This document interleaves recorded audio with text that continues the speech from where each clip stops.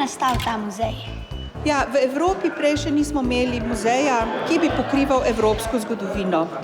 In zdaj, ko živimo v Evropski skupnosti, je prišel nekdanji predsednik parlamenta na idejo, da bi bilo pa vendar vredno ugotoviti, kaj je v Evropi tisto, kar nas Evropejce združuje in kaj je tisto, kar nas deli. Kaj vse pa lahko vidimo v tem muzeju? V našem muzeju imamo seveda nekaj pogledov in nekaj podatkov, veliko predmetov o tem, kaj so korenine, kaj so evropske korenine. Katere zbirke v muzeju bi pa posebej izpostavili?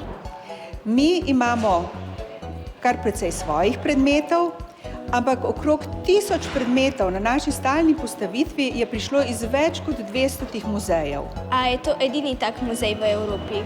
Ja, to je edini muzej o evropski zgodovini v Evropi. V kolikih jezikih pa je predstavljena ta razstava? Na to sem pa res prav posebej ponosna. Namreč v Evropskem parlamentu imamo 24 uradnih jezikov in slovenščina je med njimi. Tako da na tablici, ki vodi obiskovalce po razstavi, je vsa vsebina predstavljena v 24 jezikih in med njimi je tudi slovenščina. Kaj pa so tile dokumenti?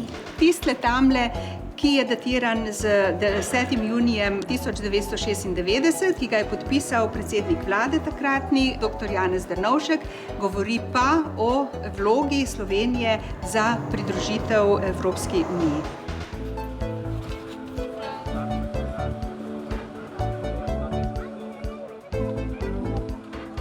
Ej, Izabela, jaz sem zelo lačna. A greva na ene vafle? Ja, to dobro.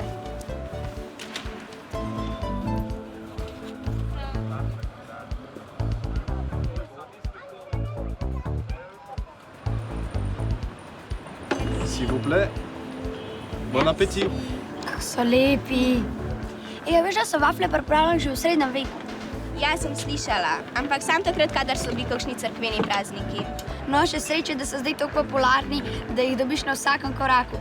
Turisti že v vrstah čakajo, da bi jih dobili. Ja, dober tek. Hvala enako.